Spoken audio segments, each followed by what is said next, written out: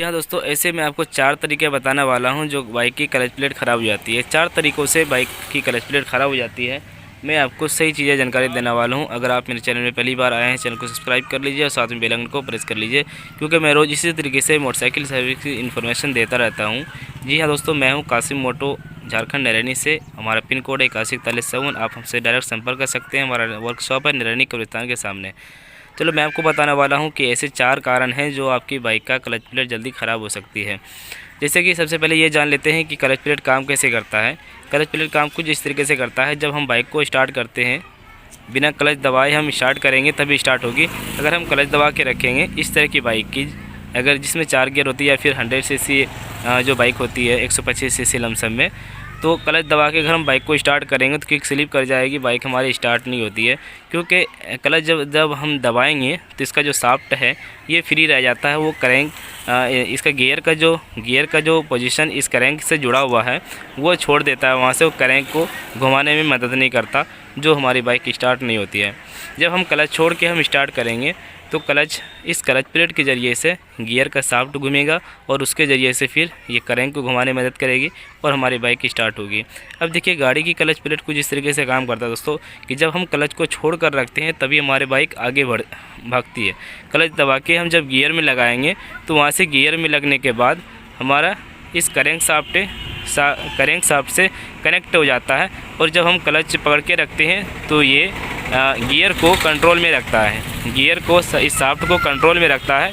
और जब हम क्लच छोड़ देते हैं तो ये क्लच आपस में चिपक बन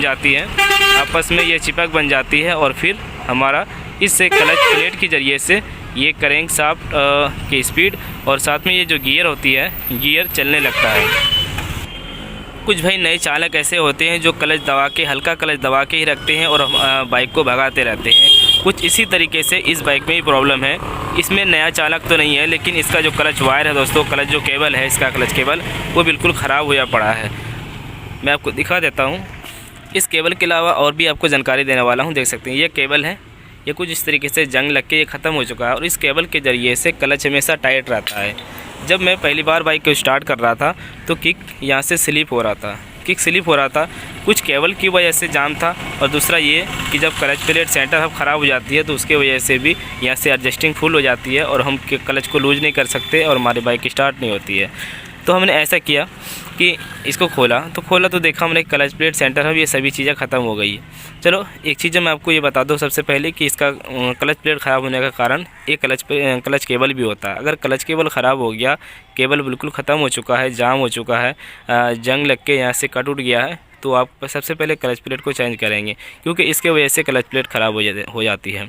ये हालांकि ये नए चालक नहीं थे और ये पुराने चालक ही थे, हो सकता है इसके वजह से क्लच प्लेट ख़राब हो गई हो। बाकी बात ये क्या करते हैं, ये थोड़ी लोडिंग भी करते हैं। लोडिंग में क्या होता है कि जैसे चढ़ाव आ जाती है, रोड ऐसे चढ़ाव है और हम नीचे से ऊपर की ओर जाते हैं, तो उस टाइम क्या करते हैं कि 3 नंबर गियर में रह जाता है और हम क्लच हल्का दबा के रखते हैं और गाड़ी को भगाने की कोशिश करते हैं, तो उस टाइम भी क्लच प्लेट सेंटर हब ख़राब होने का चांस रहता है। ये 2 तरीका हुआ दोस्तों, ठीक है, ये 2 तरीका। और तीसरा तरीका ये है इंजन ऑयल। अगर इंजन ऑयल बहुत ज़्यादा चला दिया आपने, 3000 से 4000 से ऊपर चला दिया, 3000 से तो ज़्यादा कोई बात नहीं होती है क्लच प्लेट ख़राब होने की। अगर 4000 से किलोमीटर ज़्यादा आपने चला दिया है तो उसके बाद खतरा हो सकता है कि क्लच प्लेट आपकी ख़राब हो सकती है, और क्लच प्लेट के साथ साथ ये क्लच सेंटर हब भी ख़राब हो जाएगा। तो ये मैंने 3 चीज़ें बता दिया दोस्तों। अब चौथी बात भी मैं आपको बताने वाला हूँ। अब चौथी बात ये है दोस्तों कि कई बार क्या होता है कि हम बाइक शुरू से चलाते रहते हैं और हमारी बाइक चलते चलते कम से कम 30,000 लमसम में चल जाती है, और 30,000 के करीब लमसम में क्लच प्लेट का क्षमता होता है और क्लच प्लेट ये डाउन कर जाती है, वो अचानक ख़राब नहीं होता है। ये चौथा तरीका है दोस्तों, जो चलते चलते लास्ट में हमें चेंज करना पड़ता है, जो वो बिल्कुल पूरा कमज़ोर नहीं होता और हमारी बाइक की पिकअप कम हो जाती है और उस टाइम में हमें क्लच प्लेट को चेंज करना पड़ता है। तो ये चौथी बातें मैंने बता दिया, और भी इससे भी अच्छी जानकारियाँ मैं दूंगा एक अलग वीडियो में, जो हमें किस तरीके से अपनी बाइक को चलाना चाहिए, हर चीज़ों के विषय में मैं आपको अलग से एक वीडियो के माध्यम से जानकारी दूँगा। तो ये 4 चीज़ें मैंने बता दिया, एक क्लच केबल बता दिया, इंजन ऑयल बता दिया, गाड़ी चलाने के तरीका, जैसे कि कोई 4 नंबर गियर में या 3 नंबर गियर में लगा दिया और हल्का क्लच दबा के अब बाइक को आगे भगाने की कोशिश कर रहा है, तो उस टाइम में क्लच प्लेट ख़राब हो जाती है। और चौथे नंबर मैंने भी बता दिया दोस्तों कि गाड़ी जब चल जाती है 30,000 से ऊपर, उसके बाद हमें चेंज करना पड़ता है।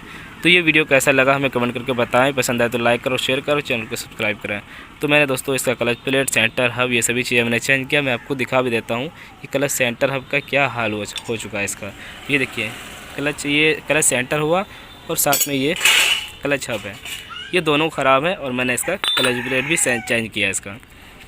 अगर ये सारी चीज़ें अगर आप काम कराना, कई बार क्या होता है कि लोग कमेंट करने लगते हैं, अगर इतना काम कराना चाहते हैं तो इसमें कम से कम क्लच प्लेट की दाम जो होते हैं दोस्तों वो 500 करीब होती है, और 1100-1200 रुपये अगर ओरिजिनल आप डालना चाहते हैं 1100-1200 रुपये लग जाएंगे। अगर MK का डलवाना चाहते हैं तो ये 800-900 रुपये तक में ये लग जाता है मैकेनिक का चार्ज लगा के।